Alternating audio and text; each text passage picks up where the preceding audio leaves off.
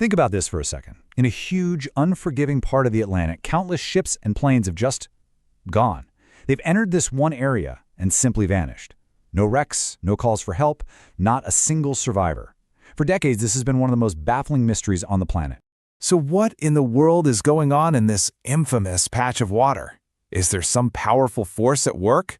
Well, today we're going to try and unlock the secret of the Devil's Triangle. Okay, so first things first. Where exactly is this so-called Devil's Triangle, and how did its legend get so big in the first place? All right, if you look at a map, it's not like there's a dotted line on the water. It's a pretty loosely defined area. But, the three main points are generally considered to be Bermuda, the coast of Florida, and San Juan, Puerto Rico. And what you need to know is that this covers a huge, and I mean huge, and very busy part of the ocean. And get this, the numbers are just mind-boggling.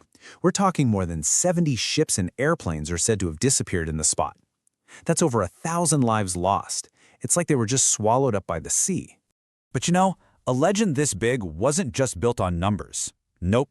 It was forged from these chilling, totally bizarre stories that have stumped investigators and, let's be honest, completely fascinated all of us for generations. Okay, let's talk about the Carol A. Deering. Picture this, it's 1921. This enormous ship is found smashed onto some rocks off North Carolina, and it's a complete ghost ship. The lifeboats? Gone. The entire crew? Gone. But here's the really spooky part. Down below, food was laid out on the tables, like the crew was just about to sit down for dinner and then, poof, they just vanished?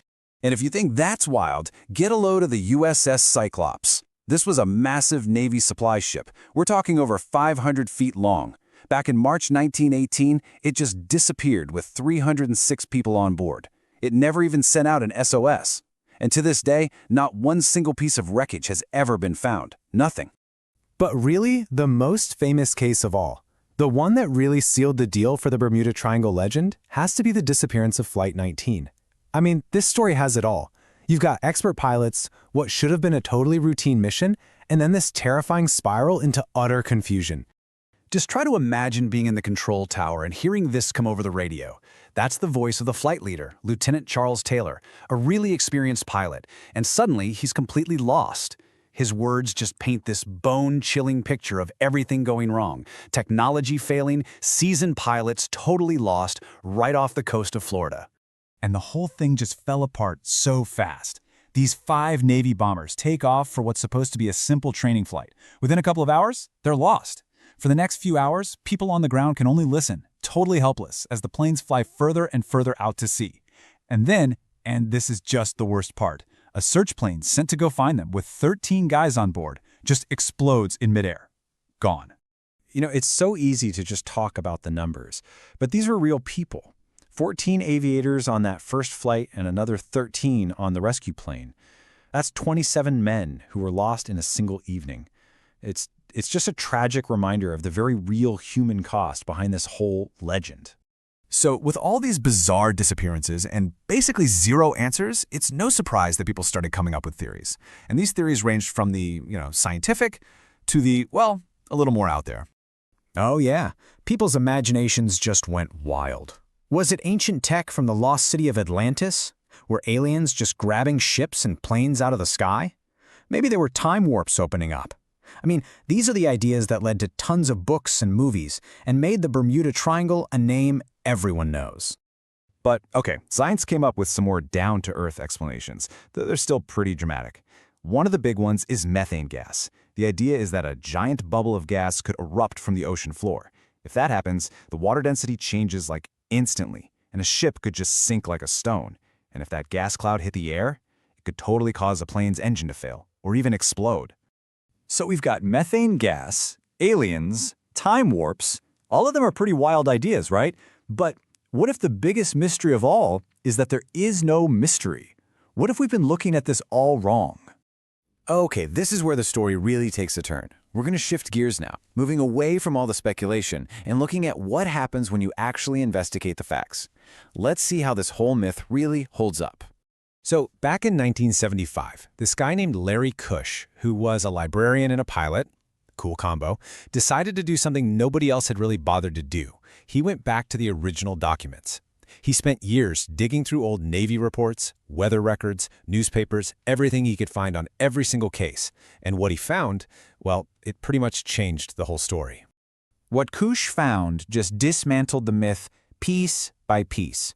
It turns out a lot of the stories were just made up, or at least heavily exaggerated.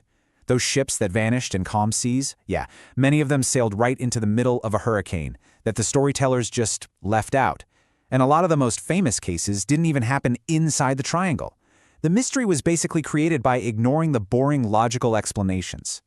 So what about all those weird details, like the compasses going haywire on Flight 19? Well, the triangle is actually one of the few places on Earth where a compass can point to true north instead of magnetic north. It's a known thing that could easily mess up a pilot who's already lost.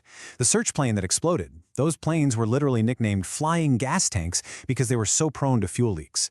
And remember the ghost ship, the SS Cotopaxi? Its wreck was finally identified in 2020, right off the coast of Florida. And in the end, official groups like the U.S. National Oceanic and Atmospheric Administration, or NOAA, all say the same thing. Basically, there is no evidence that stuff disappears in the Bermuda Triangle any more than it does in any other big, busy part of the ocean. When you factor in the heavy traffic and the crazy weather you can get there, the number of accidents is actually not that weird at all. So if there's no real supernatural mystery, if the triangle is basically just a normal, if sometimes dangerous part of the ocean, then why are we still so obsessed with it? Why does this legend refuse to die? Well, the answer probably has a lot more to do with us than with the ocean itself. I mean, we love a good mystery, don't we?